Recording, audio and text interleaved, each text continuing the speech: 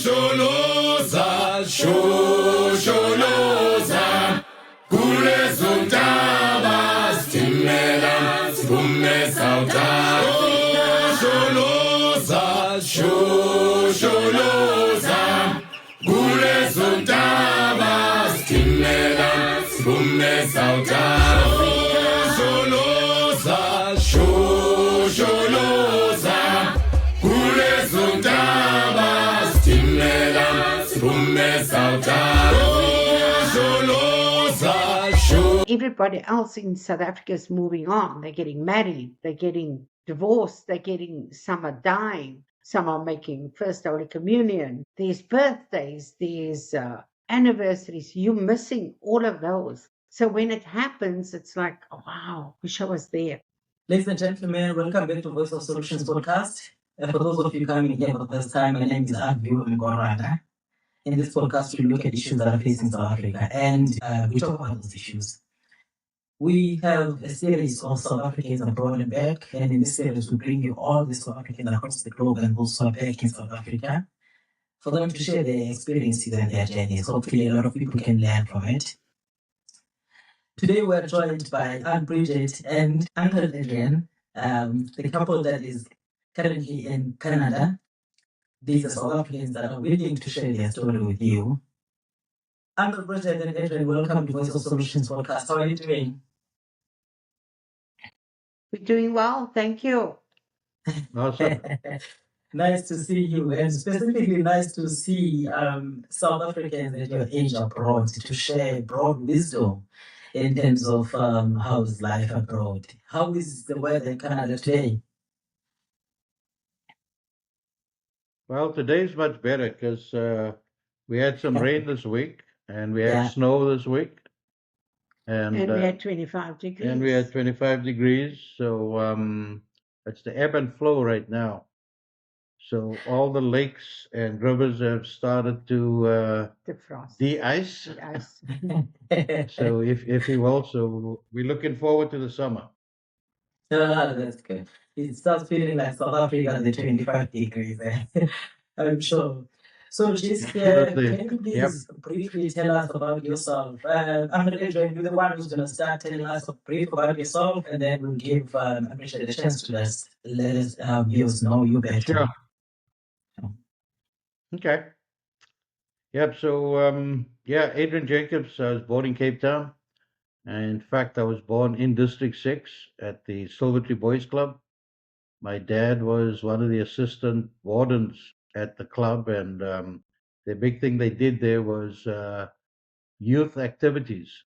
And a lot of people, if you go online, you'll see a lot of people will talk about it. I was quite surprised to see that they actually mentioned my dad's name in there, Mr. Jacobs. And but they served a lot of the community in District 6. And St. Mark's Church, Salvation Army, band playing, and a lot of different things. Again, I was born there, so I don't remember a lot of those things. But so that was my background. And then we basically grew up and moved all around Cape Town. We were forced out, of course. But after we were forced out, I think our first stop was Bonte-Evil. We lived there, number 12, Grass Road, I think it was, if I remember correctly. And so that was the beginning. My mom was a midwife, and she worked at Somerset Hospital. And then she also did midwifery and brought a lot of kids into the world. She used to travel by bus and go around with a little black bag and help all the ladies. It's funny, I think about that because back then we never had cell phones, right? So it must have been interesting to try and get to different locations because they probably had to send messages with people to say, hey, my baby's coming, go get the midwife. But yeah, interesting times. Yeah, interesting times, definitely. Thank you so much, Adrian, for that introduction. Now we give Bridget the chance to just give us a brief introduction of herself. Hi, I was born in the Western Cape in Retreat. I wasn't. I was not. It wasn't anything fancy. I just grew up from one area to the next. Never had moved around quite a bit, like a lot of South African families that started out, but mainly the Western Cape and the southern suburbs. My parents were born in South Africa as well. My mom is Italian and English. My dad is Dutch Okay. and Afrikaner. So that is my lineage. That's quite dynamic, and I mean, it's interesting. Adrian's one is even it's more interesting than my one, right? Yeah, because my mom was from Natal, and Okay. that's where my dad met her as a social worker up there. And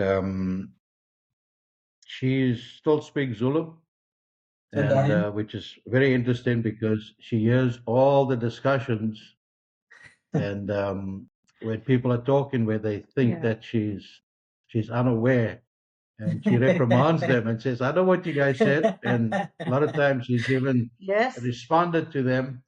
And my mom was kind of redhead, freckled face, and so they don't expect it from her. But with her was pretty interesting. They had, I think it was 13 kids total, Yes. Yeah. And and your grandmother, and your my great grandmother. great grandmother, she was also. She used to say, "You got to come to my kaya," Zulu. and in Zulu, and Yeah. come see my little house. And your grandpa. And Grandpa was kind of an Irish. Irish, real Irish with a big moustache and a typical Irish fellow, but which I never had the privilege of meeting. Yeah. Mhm. And my dad's side, I guess, my dad's side was more Malaysian, I think. Yeah. So yeah, so very interesting. Interesting. I mean, interesting dynamics in terms of the family lineage is there, and you are growing in South Africa at that time. For both of you, I think I will start with Aunt Bridget to say, with that kind of lineage in South Africa at that time, how was your childhood? How was it you were growing up? Childhood. I think we had a great childhood because we were always active. And like I said, with my dad being part of the Sovereignty Youth Club, we were always active doing stuff. And there was always something going on. And we really never had time to get bored because we always found new things. And even though as parents they were busy, you always had your neighborhood kids that you used to hang out with. And, play ball or hide and seek or Kaneki or what was that other thing we used to play with the three cans? Yeah. Three cans, and it was a great community, and playing soccer on the street, and challenging the next street over, and that kind of thing, and then as a teenager, I got involved with Boy Scouts. So that was another interesting dynamic which really helped me in my life being part of the Boy Scouts. We had a great guy, Scoutmaster Ivan, and he was Ivan Forbes was his name, and he was very instrumental in helping us develop as young lads. And I often try to see if I can find him when I go back to South Africa, Yeah. but I haven't had much luck. So I hope he's still alive because I'd like to thank him and say, hey, thanks for helping me out. And Yeah, that's true. we ended up starting a little Boy Scout ourselves as we grew up. Some of our colleagues in the Boy Scouts, we said, hey, let's help some other kids out. And we started a St. Augustine's troop in Lotus River and got those Okay. kids involved. And in fact, many years after, I was I think we were at the nightclub or something, and one of the kids came up to me and said, "Hey, how you doing?" And I looked at him. I had no idea who this kid was, and he said, "You don't remember me?" And I was like, "Give me some hints." And then he told me, it's like, wow, he was one of the kids that we helped in the Boy Yeah. Scouts, and a lot of them were from very troubled homes and very poor. And he said, I want to thank you for doing what you did because you made a difference in my life. And so that was very heartwarming. That's very, very interesting. And it's good to hear that about that childhood. And Uncle Jen, how was your childhood in South Africa? Um, some people will call it sheltered, because I grew up very free in South Africa. Didn't grow up with a political climate, so to say. It wasn't spoken about in our home. Sure. So I grew up with lots of kids, lots of family members going away on mini vacations. And my childhood was sheltered because I think it was only later on in my teens, early teens, that I realized there was something wrong with this picture. Yeah. That we weren't. There were certain groups that were omitted from the where I lived, etc. But a happy childhood, I'd say. Lots of, it takes a village to raise a child, and everybody on the street knew everybody else's child. You didn't do anything wrong because before you got home, your mother would know about it. Sure. So that sort of atmosphere. But and a good childhood, and very interesting childhood. Tell me about the experience where you were trying to beat the system on the bus. Oh, I would get onto the bus. That is one of the things that always threw me. I would get on the bus in Wynberg. We were living in Ottery at the time.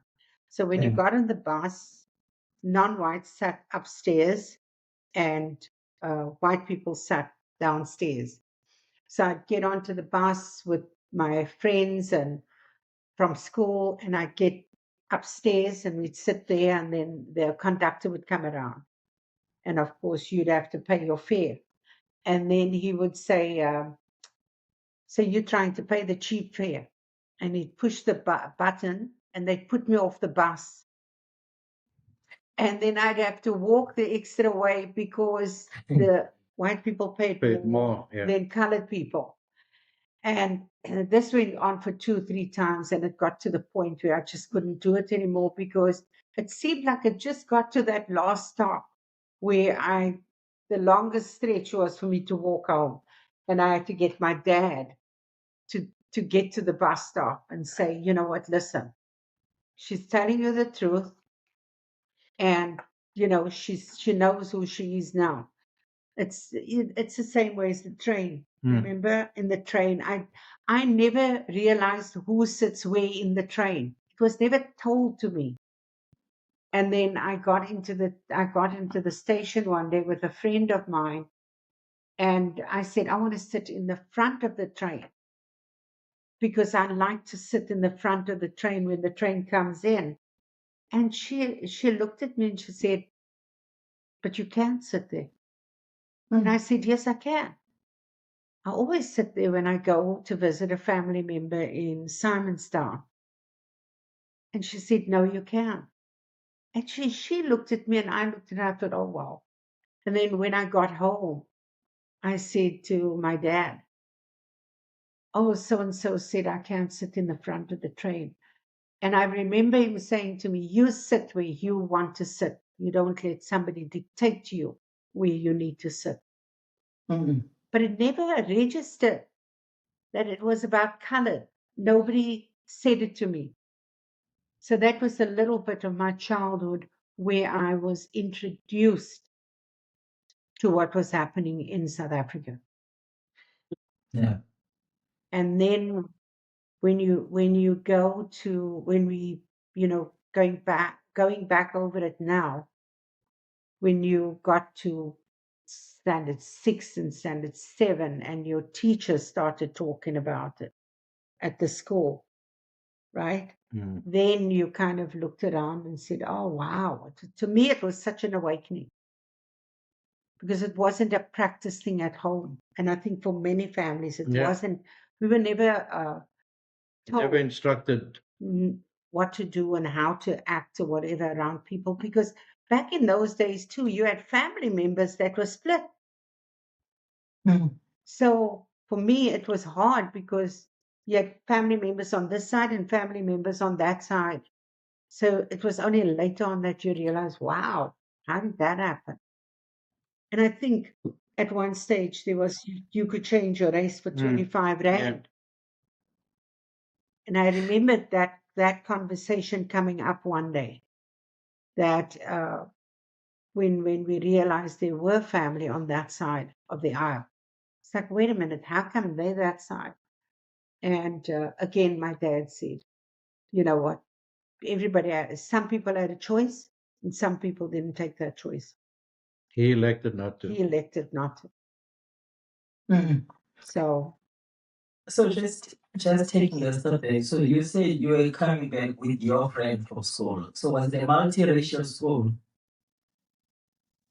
No. no, it was a Catholic school. But what you have to remember is that there's a lot of very fair people and blonde-headed kids and dark-skinned kids and color kids of color.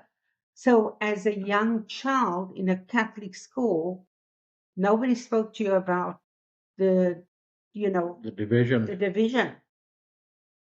Okay. You grew up with that until, I think, like I say, mine was a very sheltered life.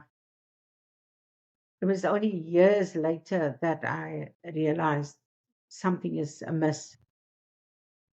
High school was where teachers started talking to you about it in the schools and saying this is not right. That is how 1976 riots. Oh, yeah. Yes, Up to that point. up to that point. Then we were in high school, and then we realized, wait a minute, something is wrong. It came about for me. It was Slow boil. slow until wow. And of So course, that's a time when you started speaking to your friends, and then it's like people started like, yeah, this is what's really happening, guys. It's like, wow, we never thought about that. But again, I think the big thing was because our families never kind of Instilled it. installed it, and when everybody had to move, it was like, oh, we're moving to another place. It wasn't, well, from our standpoint, it wasn't because of Group Areas Act that you guys are moving, or we never understood it that way as kids. So it was just that we're moving. okay. Just for the benefit of somebody who's But watching this and asking what is it that we're talking about. I mean, the couple grew up in apartheid South Africa where there was racial division in South Africa. So this is what we're talking about for the sake of context. So at school, coming back to you, at school, how was the atmosphere? Like, if now you are the 1976 comes, and at that time you said you were in high school, am I correct? so at school, I think the big thing was we had to do Afrikaans. If you didn't pass Afrikaans, you never made the grade. So you had to do that, and I think in the Cape, I kind of learned Afrikaans on the street and just kind of picked it up there. And then of course when you went into the country, you heard the local folks up there. Afrikaans was their first language, and what do they say? Savor Afrikaans, right? Mm-hmm. So and they spoke Afrikaans different to the slang we used to speak. Yeah, the one So street. yeah, yeah, yeah. But yeah, so that was the big thing, and I think the biggest thing was we were forced to do it, and we did it. And I think the big interesting thing is, even like through all the riots and stuff, we always still had fun. So we could make fun about everything. And I think that's what kept everybody going, was doesn't matter how bad things were, they always found a way to Mm-hmm.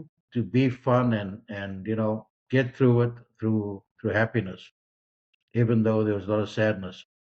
So yeah, because I remember at Technicon, when I was doing my apprenticeship, I actually interesting thing, getting my apprenticeship at Clifford Harris.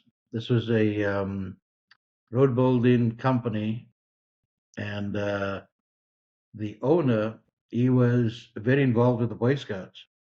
So the moment they heard that you were in Boy Scouts, hey, you were automatically hired Oh, because they knew you had some good ethic. Yeah. So a lot of the lads that started the apprenticeship there were Boy Scouts, and that was interesting dynamic. So that kind of introduced me to the world of who you know with what you know, sure. and kind of get you in the world. But yeah, so that's kind of where we started the apprenticeship program. And so when we did our apprenticeship, we of course had to go up to Olifantsfontein in outside Pretoria to do your trade test. So we'd all go on a train. So Yep. maybe just before we get there, apprenticeship is after high school, am I correct? You did it after high school. Yes. Okay. So so so you finish high school then. There was still that year of army. Did you have to go through the army? No. No, we weren't subjected to that. You could go if you wanted to. Mm. So I knew a friend of mine, remember Moses, can't remember his last name, up in Natal. Um, he joined the army, and he ended up going up to the border. But we Okay. weren't, yeah, we weren't forced to go. Yeah. Okay. So at that time, am I right to say you haven't met each other at that time, right? Not yet. Yep. So Yeah. when I joined Clifford Harris, right after that, that's when I met Bridget. No. Yeah, before. No, no, it's before. Sorry. Yeah, that was before. Long time ago. In Yeah. 79. Yep. I went to technical school when I started my apprenticeship.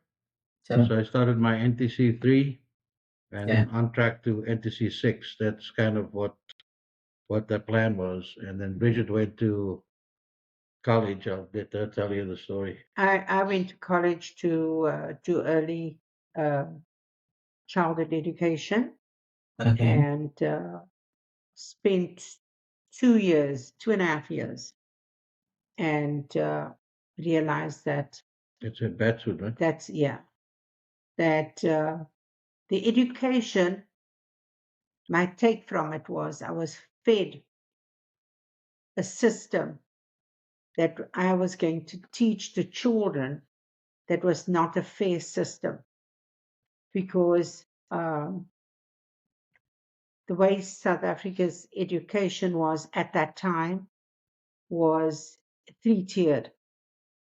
White people had a higher education, you got all the privilege with education.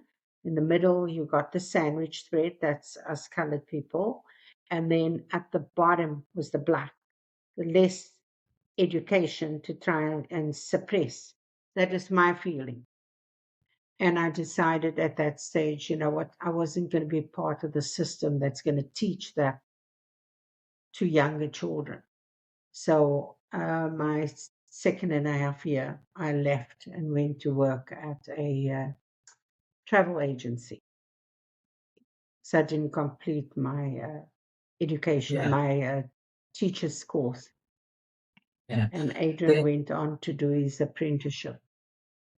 Okay. Adrian, how was your experience when you were doing your apprenticeship? Can you maybe highlight some of the things that were happening at that time? Oh, it was great because we had an interesting gentleman, John Rideout, and he was our training instructor. And he was an interesting fellow. He was from the Isle of Man, and he never saw color. He was like this old UK guy, and just wanted everybody to succeed. And so he started a program with us and which is very instrumental and kind of got us to do something different, which we did. And he created this new apprenticeship program for earth moving equipment mechanics. Because back then it was just everybody was a diesel mechanic or you were auto mechanic. So he changed it over to earth moving equipment mechanic. So we were one of the first groups that got into that, and we did a lot of training with Barlow's, the Caterpillar dealer. And when we went through the program, there were about, I don't know, about 60 maybe. Maybe I'm exaggerating, but there were a lot of apprentices at Clifford Harris, and we all kind of learned from each other going through because they were all at different levels. So it was a wonderful experience working with people and different levels of expertise that they had. And yet you still had the same thing where you had the tiers of where you were at. So you always had, which used to get to us, that you had your boss who knew absolutely nothing. And just because the color of his skin, he was your boss. And so that used to always rub me the wrong way. And we kind of went through the program. And like I said, the interesting thing in Olifantsfontein, first time we went up, in fact, we had another guy with us, Arnold, and I cannot remember his last name. Arnold was from Nyanga, and he was our best buddy because And Arnold was very smart. he was the smartest kid in the Yep, class. he was very smart, and I figured out, I like to hang with smart kids, and so he was one of our good buddies, and learned a lot, and we helped him along. We kind of helped each other. No, he helped you No, guys. no, we helped him because of his background, and Yeah. he But kind of did that. So it was great because the camaraderie we developed, and Arnold would, in fact, we got him over to our place one time, spent the night when we lived out in Alphindale, near Heathfield area, and he was like, "Wow, this is so neat that you guys can live here," and he never came again. But we went to his home. Remember, we went to have dinner at his home, and we were shocked how beautiful the house was inside. Yeah, And his mom, I still Yeah, remember yeah. his mother. And I thought, wow, this is a part that we never uh, see from the outside. This is a world that we were never invited Exposed in to. or exposed to. But I do remember Arnold being the brightest kid in their class. And he would actually sit down with them, with the guys, and work out problems. So you can tell Yep. what happened with Yep. the So then exam. we were doing and I think we were NTC 4, 5, somewhere around there, and the exams they failed him outright, and And we all knew. Yeah. We all knew Yeah. that was discrimination. Deliberate. Deliberate. So they said to him, well, it's unfortunate, but you can ask for a remark, and I forget what it was, You had to pay 200 for it. rand or something like that. You could, or maybe less. You had to pay some fee, which is non-refundable, And it may not change and the it may not outcome. change the outcome. And so that was a heavy blow for him. And for us. Yeah, for all of us. Because we all knew when we got Yeah. together, we all knew that Arnold should have been the Yeah. top dog, should have been top of the class. Yeah. There's no doubt. And it still sits with us today. Yeah. We find ourselves pondering about that a lot. And then even when we went up to Olifantsfontein and did the trade test, so again you had a whole trainload of guys from all different apprenticeship, carpenters, plumbers, bricklayers. They all went up there, and of course there's a big party on the train with all these guys. And but then getting there, going through our test, we were failed outright. I mean, they failed me on a battery. Mm. and it's like, it didn't make any sense. But you came back, you failed, and it's like, why? Well, you didn't do what we wanted you to do on the battery test. So I ended up going back again. Arnold failed, I think, the first year as well, Hmm. and we went back. We both passed with, I think it was B pluses we got. And but yeah, so It was that was just part of the interesting system. dynamic, and you know, it always stood in your back, and you always thought that, I'm not prepared to live my life like this. I'm not prepared to have my kids grow up in this society, and that kind of started the inkling of looking abroad. So I do notice the emotions they unbridged. So when you speak about this situation, so when you look back and think about it right now, how do you feel? I feel Still, hurt.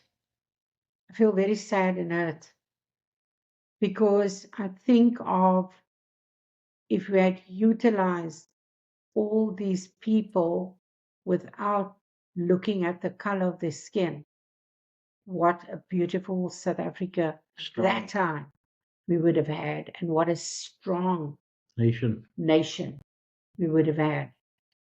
So Yeah. it does hurt. Still, Still, it hurts. Yeah. Yeah, I do notice that. That's why I'm asking, because when you speak about it, I think I do notice that it does take you back a little bit. Okay, so just before we get to the decision for you to leave, are you able to tell us how did you meet? Maybe let's cover that part. How did you meet? You don't want to know that. um, we met at a friend's house, and two girls came in, a whole group of us together, and two girls came in, and they said one of them wanted to date Adrian. I had just seen him walking in, and each one wanted to date him, and they said, "Can you toss a coin for us?" And I said, "Okay, heads, you can go out with him." Not thinking about anything, tossed the coin, and the one girl won and the other girl lost. And then we went out for a barbecue. We all met up for the barbecue. And I guess I won in the end because he's still here 40, For sure. 44, 45 years 5 years later. later, Very I interesting. still can't get rid of her. Interesting. So you are saying, interestingly there, because you are saying you went out for a barbecue. Did you go out for a barbecue or you went out for braai? Braai. Oh, yes, it was a bribe. Oh, my God. Yep, you have a lot of frowns. Yeah, we went out for a bribe. There's a liquor braai too. Yes. So after we met, so because we lived in different suburbs, so the only way we could communicate was on the telephone. So back then you had the payphone. So Bridget would walk to the closest payphone, which was what, half a mile or something, Yeah. half a mile away, and sit in the payphone. And so that's how we used to communicate. Her brother used Okay. to take a walk up there with her. Yeah. So, yep, so that was interesting where you had to put money in to call, and then I think I called back. But yeah, different world. That's Yeah, funny. different world.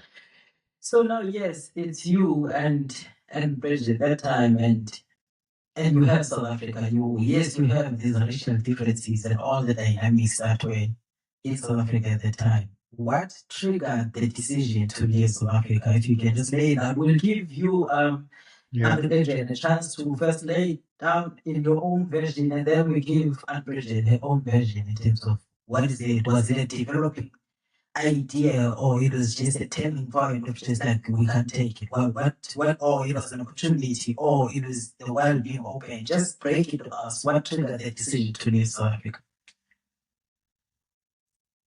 I think from my standpoint, like I was telling you, my dad did social work, and he was fortunate to get onto an exchange program to the U.S. So he ended up going to Philadelphia and and spent time in the U.S. With this exchange student group, and this is in the early '60s. And when he came back, of course, he was exposed because I always remembered they took a picture of the complete worldwide group, and there were people from all over the world. And that's when I kept asking him, "What's that guy got in his head in this picture?" And it was a gentleman with a turban. And it's like, why is he wearing that? And then started explaining, like, people from different world, they all have different cultures, etc. And so that kind of always interested me. Then when he came back, he was part of the U.S. Information services group they had, where you could get information. Like we used to get movies, old 6 millimeter um, movies you could bring. You could rent from them. It was like a library.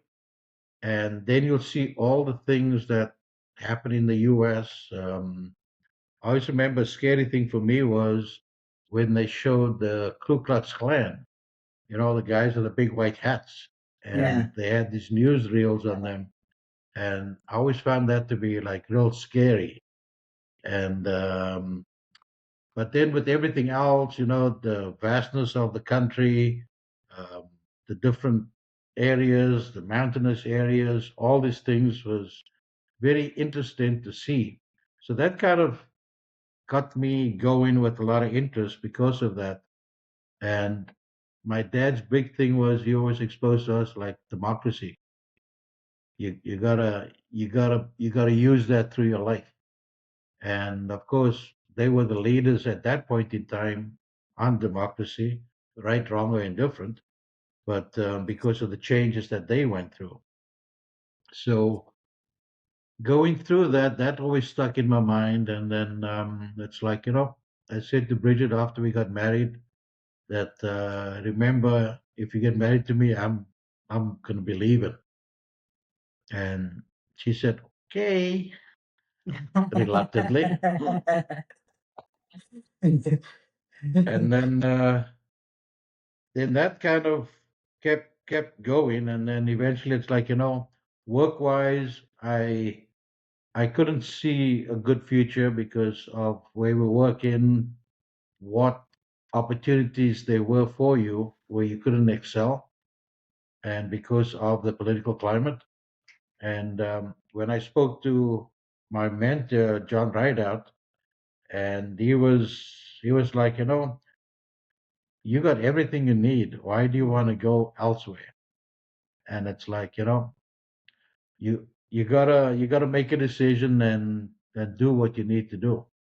So I did apply for a job on a diamond mine in the forget the name of the place. It was the open diamond mine on the west coast, and also applied to Canada. And the same day, got a letter from the mine and from Canada that you've been accepted. So now it's like decisions, which way you're gonna go. But you also had a brother in And Canada. yeah, and my brother, I had a brother in Canada, my eldest brother. He had moved and years ago, so he was living here, and it's like it'll make it easier having somebody there and kind of moving on. So decision was made. We're not going to do the diamond mine. We're going to go up to Canada. So that's where that started, and yep. Thanks for that.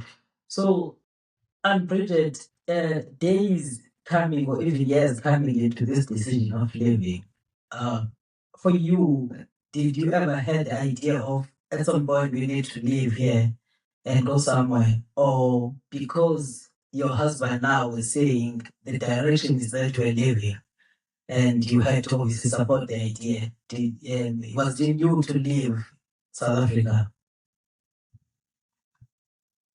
I would have preferred to stay. I didn't like the idea of leaving.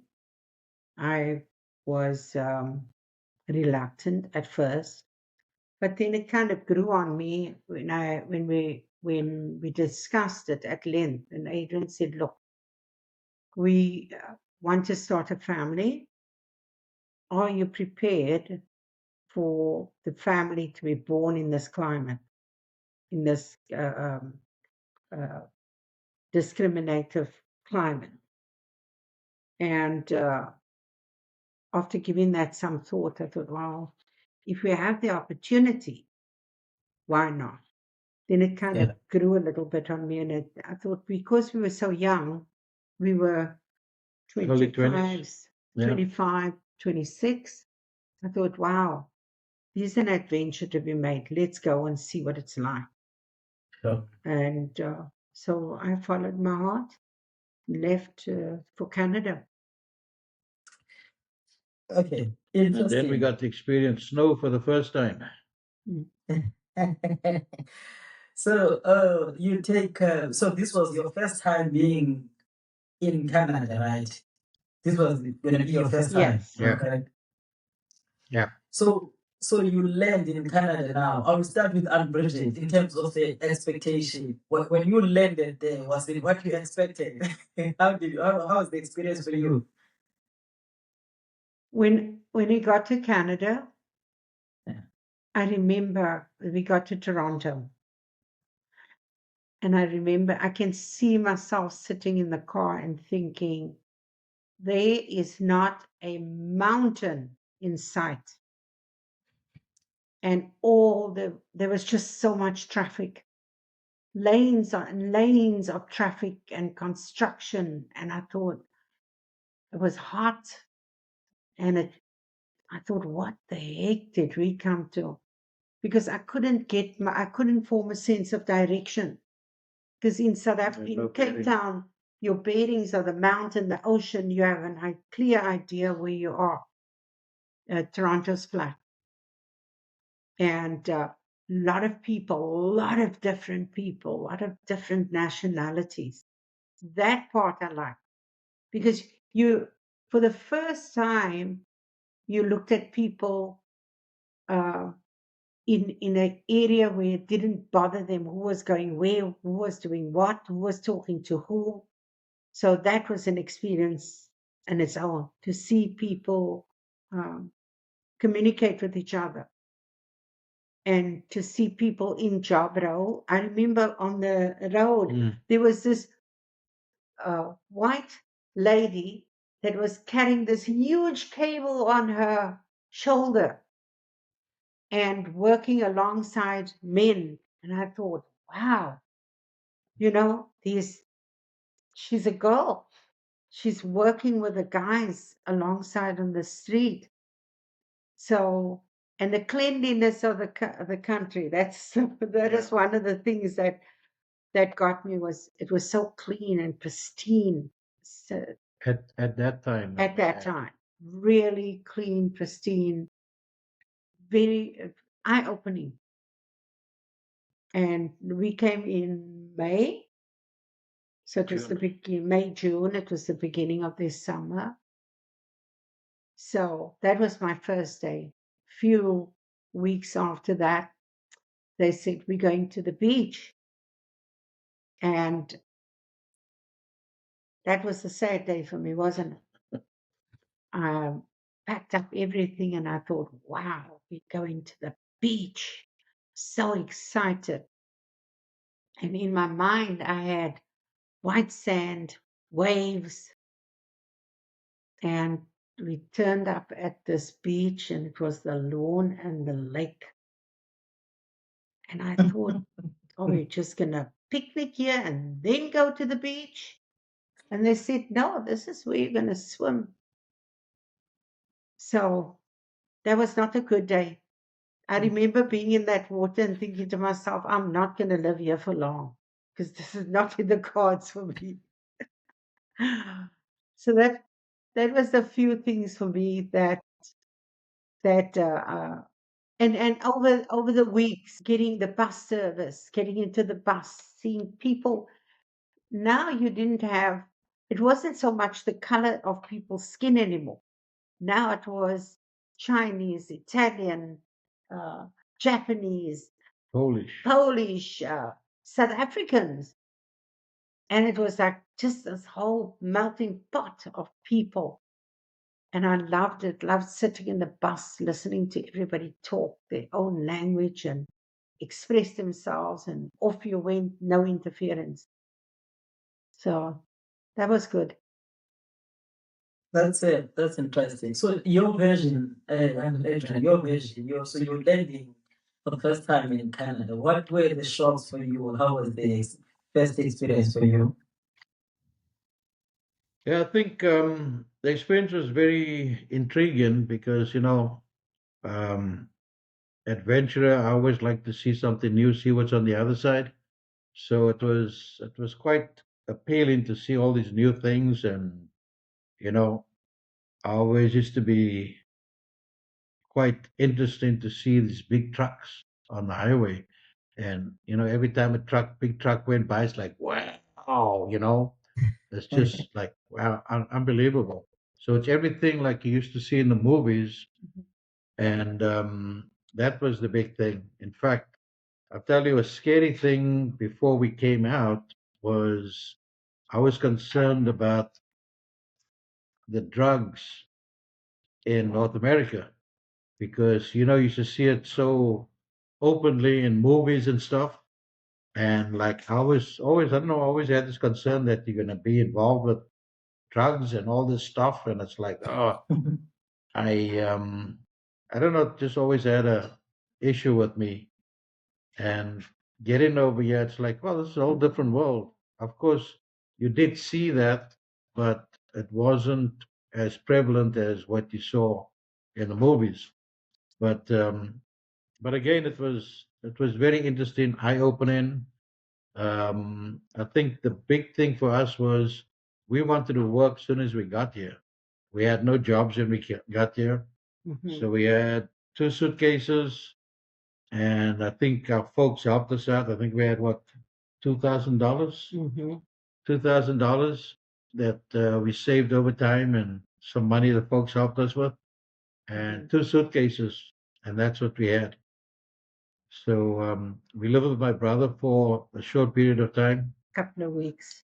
and we were a job hunting the moment we got there. We were in the newspaper, looking for jobs in the newspaper, Mm-hmm. and we had some friends that we knew over here, and they were very helpful in trying to guide us and point us in the right direction. And even some of them even drove me to some interviews. In fact, Trevor Davis, he was like, "Hey, man, I'll take you wherever you need to go and get a job."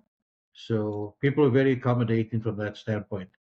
And Yeah. we both got jobs within 2 weeks of landing. And Bridget got in with a travel agency, and let her tell you her story. But the interesting dynamic was everywhere you went as well. Do you have Canadian experience? It's like, what do you mean? Well, you need Canadian experience. And it's like, what is it? And nobody could answer you what it was, except you had to have Canadian experience. So that was always the issue. And I guess they just used it as a ploy to pay you less, or uh, but anyway, that was always the thing that stuck out in my mind is you don't have Canadian experience. So, but I was qualified as a heavy equipment artisan, so Yeah. I could basically work wherever there was equipment or machinery or whatever. The biggest issue So was because I had shipped my tools. I had no tools, and that took months to get here. So that was yeah. another issue was you got a job, but you got no tools You because you had to have to have provide it. your own tools back then. Yeah. So and then the guys took me on where I applied this one place, and so they loaned me tools so I could use some of the guys' tools in their toolboxes, and they had some shop tools, and then that's kind of how I got in, Okay, and now then understand. waited months, So waited yeah, months to get tools back. Oh, okay. Then that makes sense because of the toll you had to wait.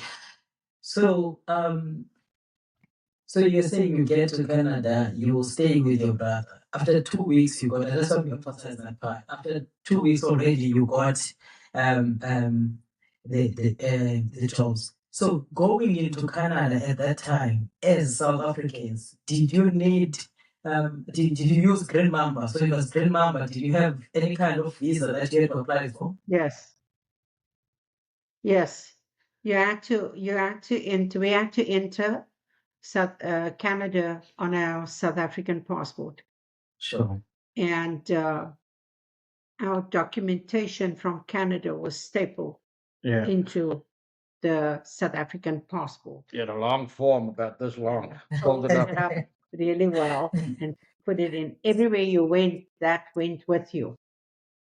So that was Until you allowing you did to work in citizenship. Canada, correct? Yes. Yes, we both came. We were both allowed to work when we Okay. came to Canada. That was when you immigrated. We immigrated with the idea of coming to live in Canada. Sure. So essentially, you had to apply to emigrate, and then you had to meet criteria Hmm. to be able to be accepted And to work. to work. So at the time, they were looking for technicians, Sure. and because of the growth of Canada at the time, so that kind of helped you because you had that they had a point system. So based on your experience, your schooling, etc. We actually failed the first time. Yeah. We failed our point system the Yeah. first time. When we applied on our own as individuals. Yeah. And we failed because we didn't have enough points they do the point system. And then they came back to us and they said, Adrian has a sibling in Canada, and that sibling could sponsor us. And people look at that in different ways. We only came to realize later on. Mm. It takes a lot for somebody to sponsor somebody, because if you sponsor that person, you are responsible for that person. If they don't have work, if they don't have a home or anything, You got to take care of them. you've got to take care of them. And Adrian's brother and his wife actually stepped up to the plate and said, "Fine, we'll sponsor you." And Okay. when we did this, Fantastic. when they did the sponsorship, immediately we got extra points. got extra points and we were through. Yeah. And of course, there was a cost you had to pay. Yeah, you had to pay something like 250 rand. So Yeah. yeah, there was a cost to it. And I think it was a 5-year deal. No, Was it? your sponsorship stopped when you became a citizen of Okay. because when you became a citizen of the country took on the role of taking care of you, and the sponsorship falls away. Okay. So now the sponsor is no longer held accountable for you. Okay, makes sense. So now you start working as young professionals in Canada. And how was the work environment for you, for both of you? I'll start with you, Adrian. How was the work environment in Canada? It was great, interesting. Again, a lot of diversity. Where I worked was a paving equipment manufacturing company. So they produced equipment, and it was interesting because the gentleman that owned the company, Leo Smith, he was huge entrepreneur, and he kind of did everything. A lot of his dealings were Asia, and so we had a lot of Vietnamese and Polish working in the manufacturing company, and he kind of helped them along, and they were like loyal as ever to this guy, and learned a lot. And my boss at the time, pretty brutal guy, he would send you out on a job call and not tell you everything about the job. So when you get there, you're kind of unprepared for what you're facing. And it's like, you could have told me that XYZ was the situation.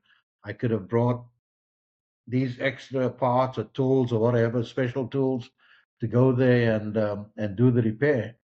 But he always did that where you never trusted him. And maybe he was trying to help me.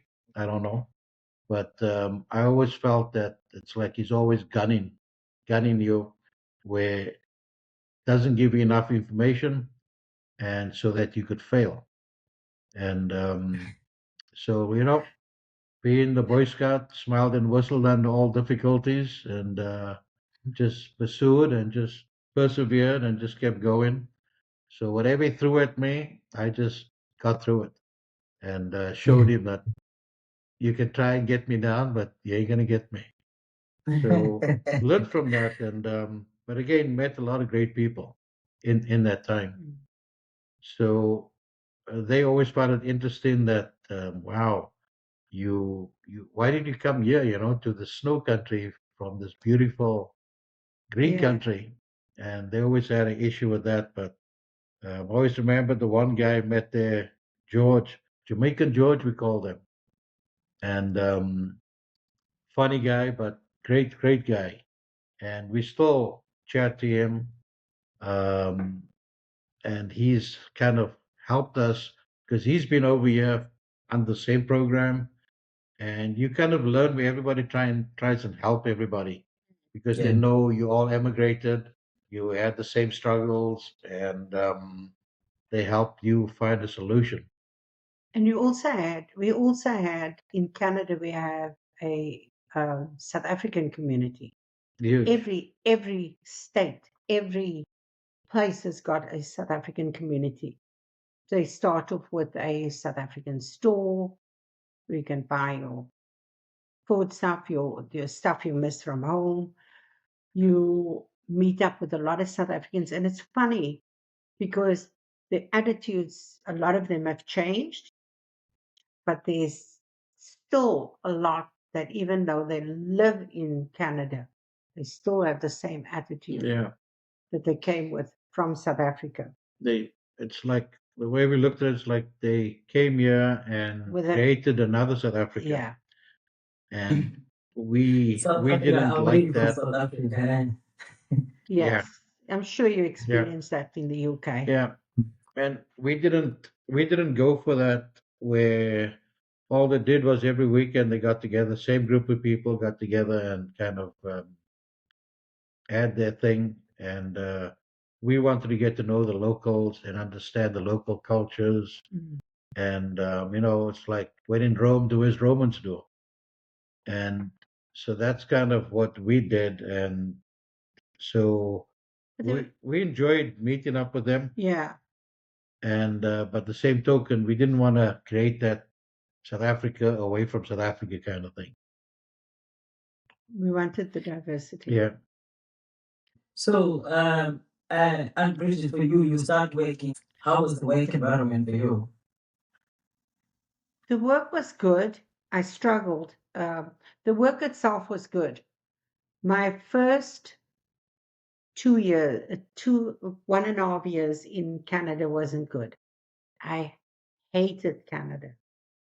I struggled. I struggled to um, Adapt. adapt because it was just, I missed my parents so much. I missed my family. I missed the country. I missed everything about South Africa. It was hard. It was, uh, I went home twice in one Mhm. year. And when I got to South Africa and I wanted to get back to Canada, I was torn, really torn. And I remember my parents talking to me and saying to me, "You've got to make a decision." And then Adrian, there was the last trip home, Adrian said to me, go back. If that's really what you want, then I'll consider coming back. And then I was there for a couple of months, but I also gotten ill in Canada. I developed a thyroid disorder, and they couldn't figure it out in the beginning. They kept saying it's anxiety, and you need to take this medication, and it's anxiety. And I knew there was something, was an underlying condition here that no one was paying attention to. And at one point, I said, I've had enough of this. And Adrian said, okay, you go back to South Africa, and they can figure it out in South Africa. And I got to Cape Town, and within 24 hours, I was hospitalized. And I remember the doctor calling the doctor in Canada, and she was furious with him that I had gone that long so undiagnosed. And it was a simple thing as a thyroid disorder. And to want to treat me as if I was going insane. And I kept saying, I'm not anxious. But the more you try and tell people you're not anxious, the more you look anxious. So this doctor at Grootskeur, Dr. Dinky Levitt, the endocrinologist there, she was so good. And she said, you know what? We're going to take care of you. We're going to make sure you're stabilized. And then we're going to give you enough medication to go back to Canada. And she worked with the doctor, the endocrinologist in Canada. So between the two of them, because the new medication that they had, I couldn't take. It wasn't reacting the way they wanted it to.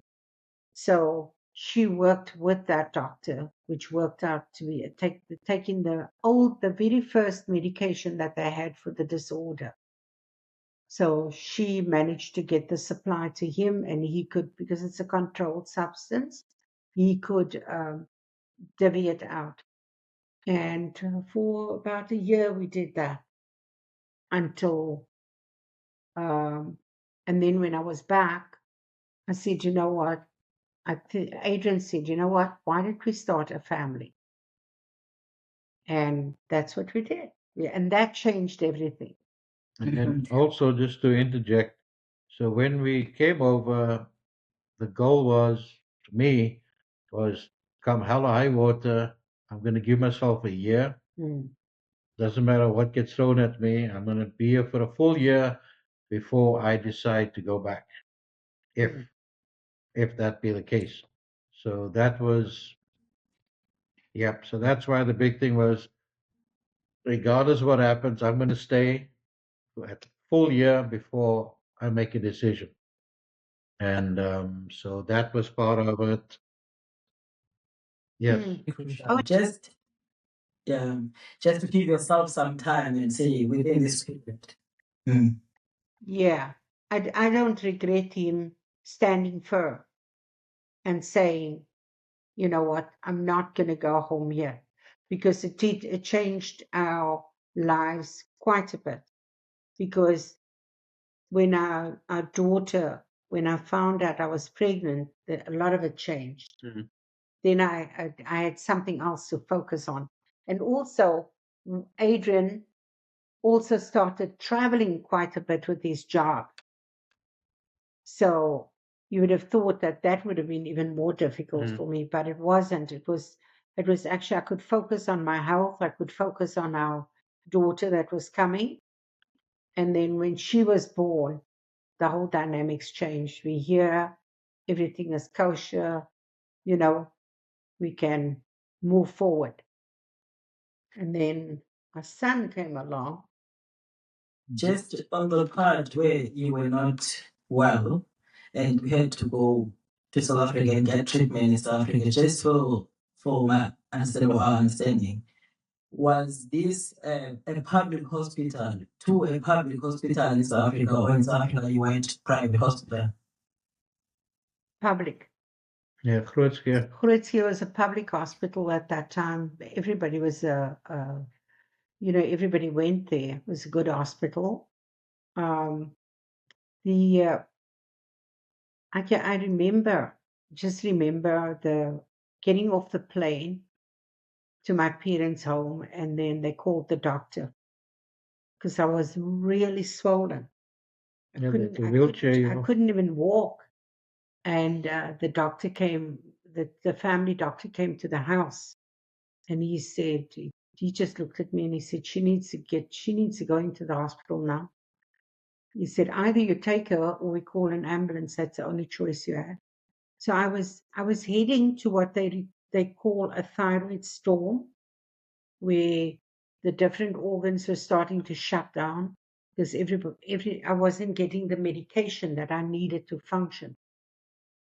And yeah, it was amazing. And I remember this doctor. Interesting story about this doctor. She started off as a chambermaid at the hospital and worked her way up to become a doctor, and then she became an endocrinologist. And I thought, wow, That's what a incredible. wonderful, yeah. And that's how I felt about South Africa's the doctors. The doctors listen. That was my first experience with the doctors in Canada versus South Africa. The doctor listens to you. In Canada, they have a pen and paper ready for that prescription. Yeah. And I couldn't, it's like like I said to you, being, having all these feelings and saying that I'm not. The crazy part is, think of it as this, in this situation. It is the heart of winter. And I am walking around in shorts and flip-flops because I am sweating. And at night, when Adrian goes to bed, I'm opening up the window because it's so hot. I cannot sleep. I woke up one night and there was a blizzard outside, and the window was open, and the snow's coming in to the room because she's hot. And it was like, you go to the doctor, and the doctor's saying, well, they have this drug called Prozac. Remember? Yeah. And he goes, this will calm you down. And I'm going, but I'm not anxious. And I don't want to take this medication. So at that time, there was a big difference. Everywhere you go, you hear that there's a doctor, a South African doctor, and everybody loves them. They said, oh man, these guys are awesome. And it doesn't matter, you go to Newfoundland, Labrador, wherever, Yeah. and you run into them, and people like, hey, we really like that guy. He's top notch. And that's the other thing, work wise, people kind of in the industry, if you said you were South African, they automatically would pick a South African because of our work ethic. Mm. People like the fact that we're hard workers and we get the job done. And so you always benefited from that when folks heard you're South African. So that's something good. So our first part of Canada was about, I'd say, 4 years, 5 years. No, yeah, about 5 to 6 years. And then Adrian got an opportunity to go and work in the United States. And at that time, we weren't Canadian citizens yet. No. So his company got us the visas, and that was our entry into the USA. Yeah. That was after 5.5, 6 years. Just before you get this, Yeah. so you get your first child now while you're still in Canada. So you said, if my understanding is correct, for you, actually, it took 1 year, 6 months, 1.5 years for you to feel settled in Canada, if I'm correct. Is that correct understanding? Yes, it didn't happen all at once. Medication, when I was health-wise, when that was taken care of, then the transition to the country became better. Then they're accepting, I was feeling healthier, and Now I'm thinking about having a baby. That took over. So automatically you can focus, and the focus then is on the child that's coming. But it's still hard because you're still missing home. That feeling of missing your family never goes away. Never. It will never leave you as long as you have family there in South Africa. Doesn't leave you. You can put it aside. It softens. It's what I'm looking for. Well, it You softens don't the blow, but Yeah, you don't think of it every day, but you do miss your family because the things that are happening there. So if when you are in Canada, you're on your own with your small family. So it's Adrian, myself, and one child. But everybody else in South Africa is moving on. They're getting married, they're getting divorced, some are dying, some are making First Holy Communion. You know, there's birthdays, there's anniversaries. You're missing all of those. So when it happens, it's like, oh, wow, wish I was there. so that I would say that's the one thing that I guess nobody tells you or you don't think about Exactly. is when you do emigrate or leave, those are the things you prepared to give up and miss. It's those birthdays. Mm, It's auntie turning 75, those kind of homely things that you miss out on. And then also back then, you couldn't just pick up the phone and call anybody because it was so damn expensive mm, to call. So when you did make the phone call, you were watching your clock like this yeah. because every tick was money and it was very, very expensive. So you couldn't talk too long. And And the other thing too is you have to remember you come from a country where you get 3 weeks vacation a year, right? In South Africa at that time. You come to a country where you get 2 weeks a year. So you factor that in. So you have to spend the money to if you want to go back every year. You also have to factor in to do citizenship. You cannot be out of the country for more than X amount of time because it all calculates. Yeah. But when you do your citizenship, how much time you how much time you were actually in the country. And if you were let's say when we went to the US, they would count that as time because they had an agreement with the United States, right? But they didn't have an agreement with South Africa. So let's say you decide, I'm going to go to South Africa for 2 months. That's 2 months against your citizenship that you have to work out. So those are all little things that nobody tells you until you do citizenship. But like I said, so you're going to spend all this money for 2 weeks vacation, which is actually going to be 12 days or 10 days because it's a day there and a day back, right? So the numbers didn't match. You couldn't just go home every year because we were a young couple. We had a daughter, and then we had a son a few years later as well. So we You get so you say within 5 years, then there's an opportunity to go to the US, right? yes, I think it was. Hold on a There's sec. more than that. We got into Canada in 1986 or Angelica was 1980. Hold on, 1987. So 1992, March of 1992, we went to the United States. So 5 years. So were you already Canadian citizens at that time? no. No. When we went to the United States, about 2 years later, we applied for citizenship. And then we flew to Canada, did our citizenship with the judge in her chambers, like a private citizenship. We didn't do the whole ceremony. We just did it with a private judge. And then we got on a plane and we Yeah. flew back to the United States.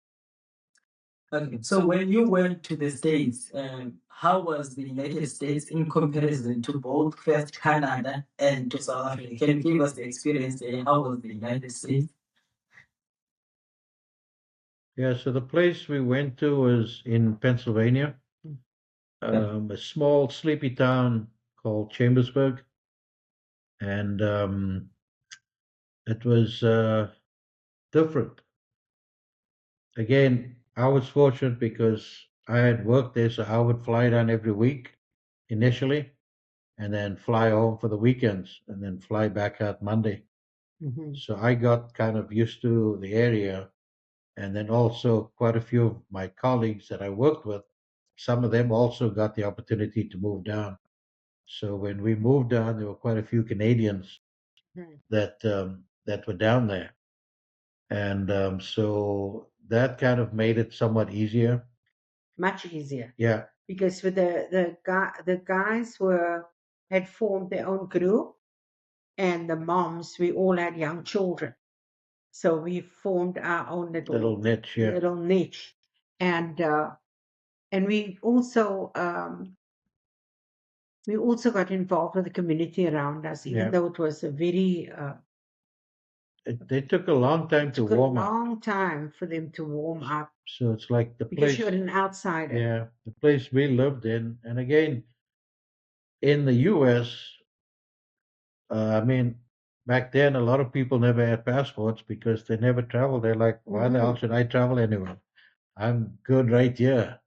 And even in the town we lived in, people, the next town over, like, they would very seldom move. So the interesting dynamic over there was if you look at the towns, they're all about 11 kilometers apart, 11 miles apart. Hmm. And what that meant was it's a buggy ride.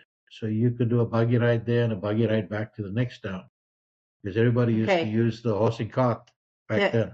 the Amish the Amish people use a buggy. They don't use a car, so that's where the 11 mile Yeah. comes in. So that allowed them to travel, and that's how the towns were kind of Mm. populated. Was like a It was buggy it ride where you was a could go farming there, a community. farming community. You could Yeah. you could go there by buggy and come back in the same day. Yes. So So they were very shocked. Like when we would drive to Canada, they would say, "Oh, you're going to Canada in that way, are you going to Canada?" Very surprised. Like, why? Because they didn't travel at that time in the early 90s. yeah, Americans didn't really travel. They were homebodies, especially the small towns. We're not yeah. talking about the city. The city people were wide awake, but the small towns were rural farming communities, and that's where we settled. We And it, enjoyed it. yeah. It was fun. And it did take a long time for neighbors to warm up to you Mm. because you were foreigners. That's the way you're not from here. They didn't look at us as South Africans. They No. looked at us as Canadians. Yeah. That was the funny thing. So that was the question I wanted to ask was, so you were South Africans who have been in Canada for 5 years. So were they considering you as South Africans, and were you introducing yourself as South Africans or as Canadians? Yeah. Yes, Yeah. it's funny because uh, when we lived in Canada, South Africa was referred to as home. Hmm. And I think this is a lot of people. So we would say, "Oh, back home, back home." And people would say, "Where's back home?" Back home was South Africa. When we got to the United States, people would say, we would talk about back home. Back home was now Canada. It became funny. Back home is now Canada. And then yeah, it stayed like that for a while. Mhm. Yeah. But yeah, That, so it was interesting living there and meeting new people. Um, of course, the neighborhood was very interesting.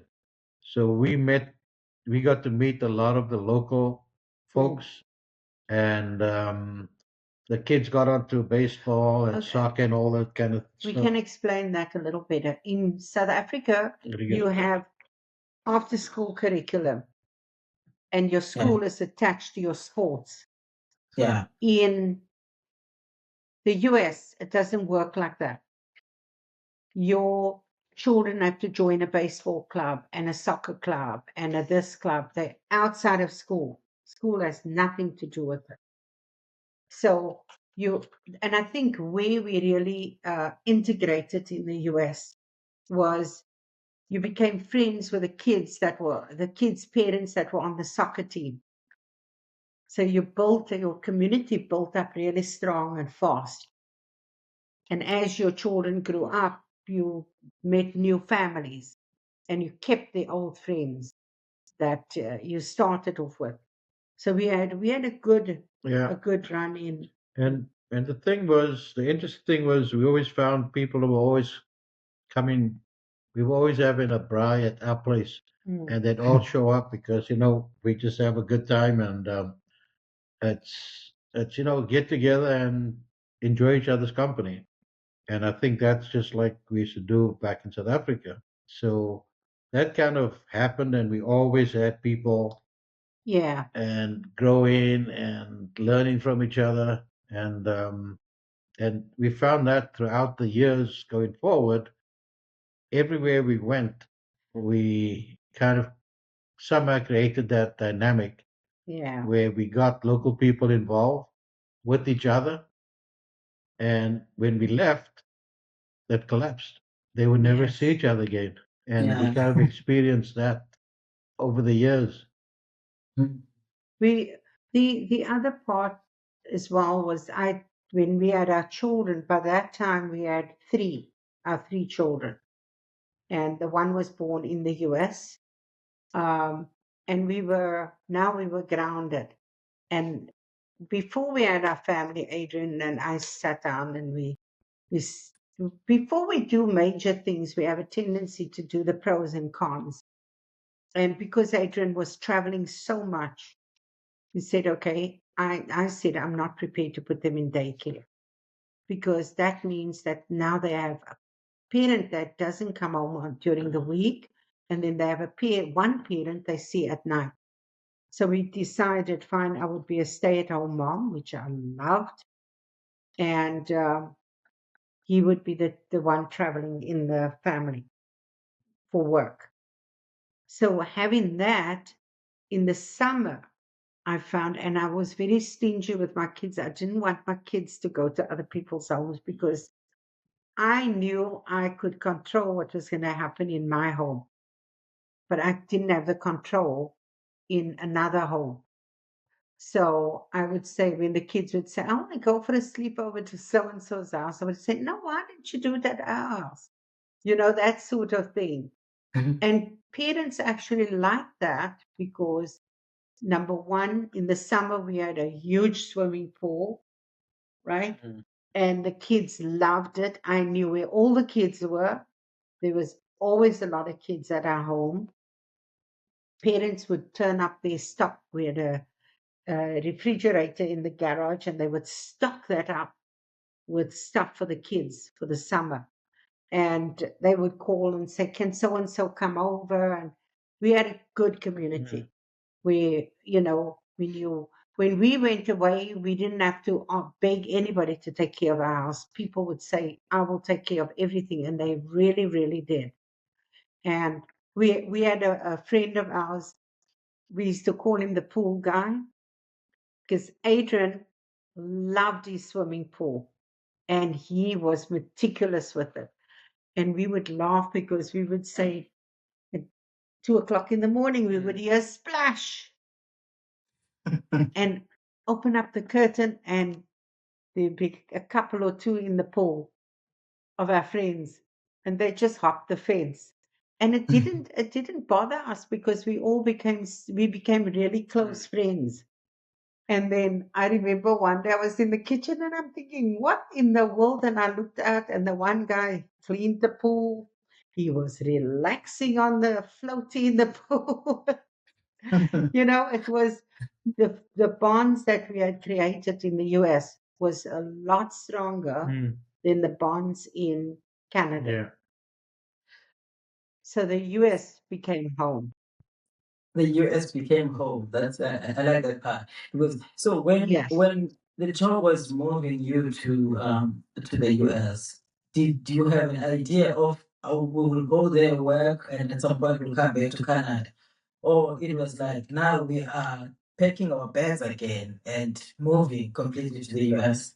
Yeah, that's No, well, we moved to the US. We packed our bags. everything was packed Everything up was for us. gone, The and they moved company, everything. yeah, We closed up shop, no house in Canada, and then moved to the US and started there.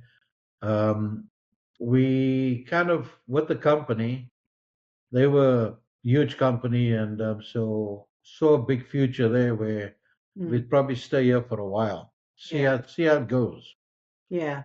That But it was was the climate was milder, so I was happy about that as well because it wasn't as cold as Toronto. It wasn't as snowy as Toronto was. and the nice thing was where we were located. We were in great proximity to all the big cities. Yes, So New York, Philadelphia, Washington D.C. It was all like DC was that like that was our two place. Yeah, hours, 2 hour yeah. drive, not even 2 hour drive from where we live.